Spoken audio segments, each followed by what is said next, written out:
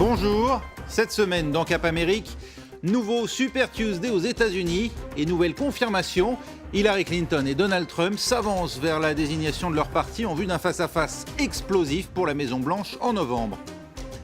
À suivre aussi la visite d'Obama à Cuba, c'est dimanche. Le président américain attendu sur plusieurs gros dossiers, la levée de l'embargo et aussi l'avenir de la base navale de Guantanamo.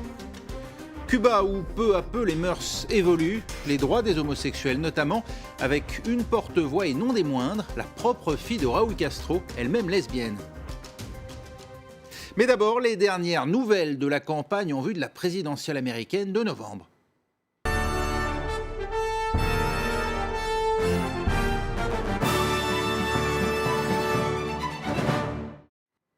Et un de moins dans la course à la Maison-Blanche, Marco Rubio jette l'éponge. Le jeune sénateur échoue à remporter son État, la Floride.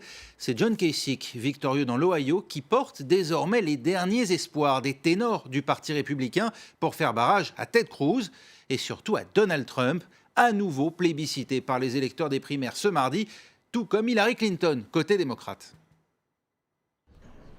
La Floride avait valeur de test pour tous les candidats, démocrates comme républicains, mais un peu plus encore pour Marco Rubio, son gouverneur, qui n'a pas réussi à l'emporter face à Donald Trump.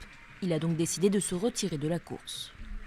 Ce soir, il est clair que même si nous étions du bon côté, cette année, nous ne serons pas du côté des gagnants. L'Amérique est au milieu d'une vraie tempête politique, d'un véritable tsunami, et nous aurions dû le voir venir.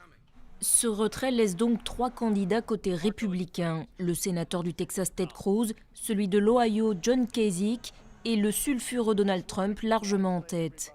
Le milliardaire l'a emporté en Floride, dans l'Illinois et la Caroline du Nord, mais il n'a pas tout raflé, l'Ohio plébiscitant son gouverneur John Kasich qui remporte ainsi sa première victoire.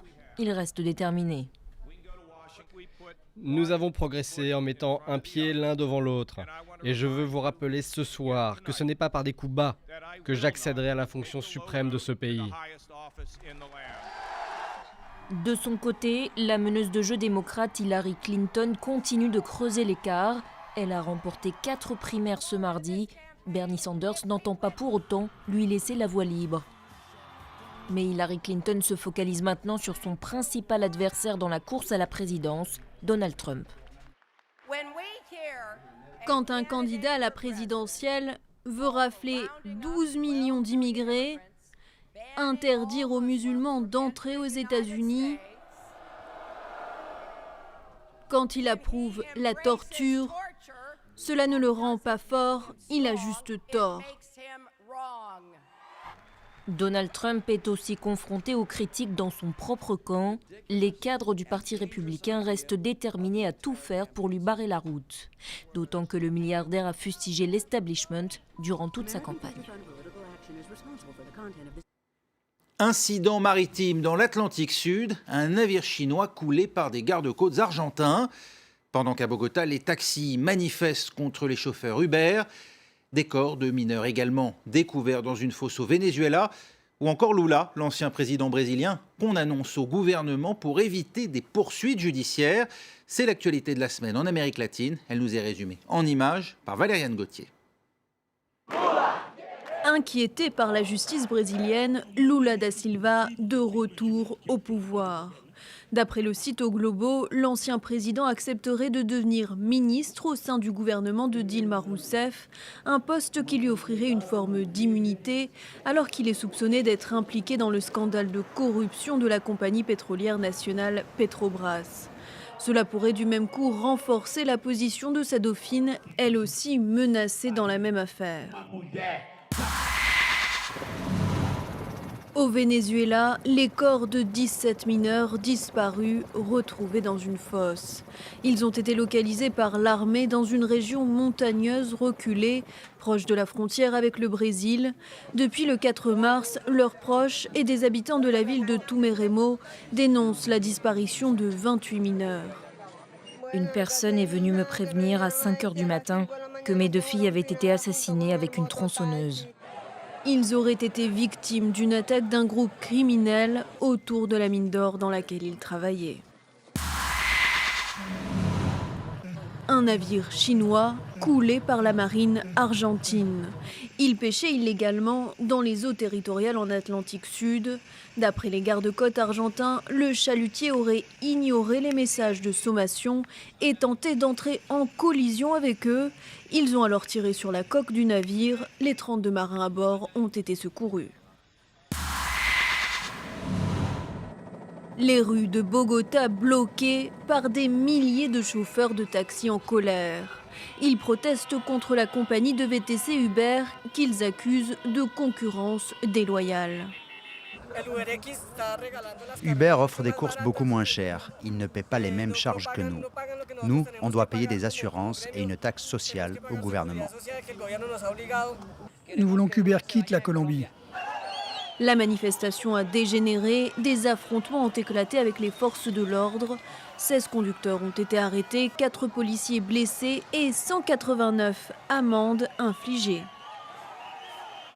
Barack Obama arrive dimanche à Cuba, visite historique censée sceller le rapprochement avec les États-Unis. Parmi les dossiers en souffrance, l'embargo bien sûr, mais aussi Guantanamo. La prison est une base navale américaine, mais c'est également une ville cubaine qui vit de moins en moins bien la présence des soldats des États-Unis à ses portes. Explication d'Ashrène Verdian et Diptyka Laurent. Voici Guantanamo, pas la base navale américaine, ni la célèbre prison pour terroristes présumés, mais la ville de 250 000 âmes, située dans le sud-est de Cuba, en bord de mer des Caraïbes. Ici, la plupart des habitants espèrent que la visite du président américain, une première en presque 90 ans, va accélérer la fermeture de la prison ouverte après les attentats du 11 septembre. Fidel Castro l'a dit depuis le début. Il n'y a que par le biais de discussions, par la voie pacifique, que nous réaliserons notre objectif, que la base navale, la baie de Guantanamo, soit rendue à son propriétaire de droit. Les États-Unis ont obtenu la location perpétuelle de la baie de Guantanamo en 1903.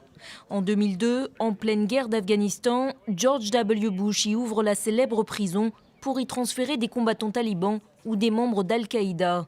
Aujourd'hui, 91 prisonniers y sont toujours détenus. Ce retraité a longtemps travaillé sur la base navale américaine.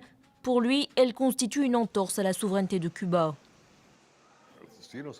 Si on était une nation puissante et que les États-Unis ne l'étaient pas, et si on avait les moyens de mettre sur pied une base militaire, comment est-ce que les Américains réagiraient si on installait cette base sur la rivière Hudson? Ben voilà, c'est ça que nous ressentons.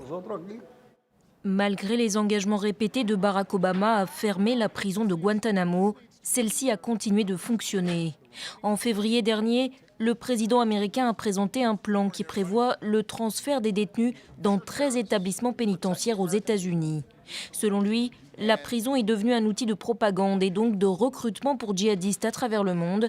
Et son transfert aux États-Unis coûterait bien moins cher aux contribuables. Une proposition largement critiquée au Congrès, dominée par les républicains.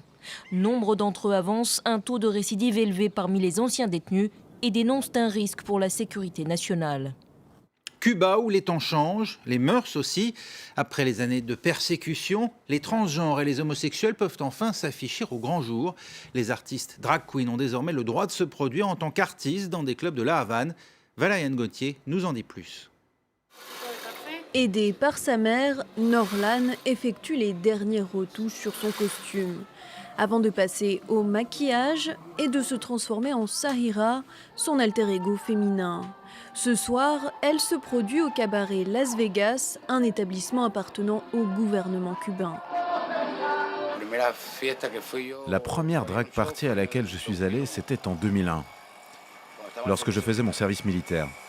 J'ai aimé, mais j'ai toujours eu le trac sur scène. Jamais je ne pensais que je ferais ça.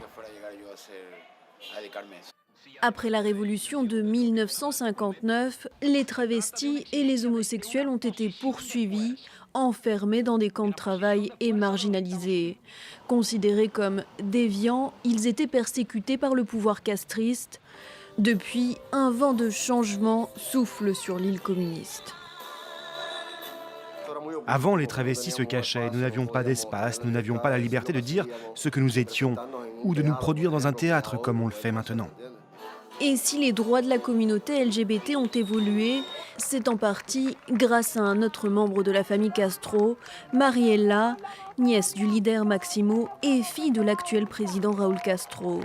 Directrice du Centre national d'éducation sexuelle, elle mène une lutte intense depuis plusieurs années.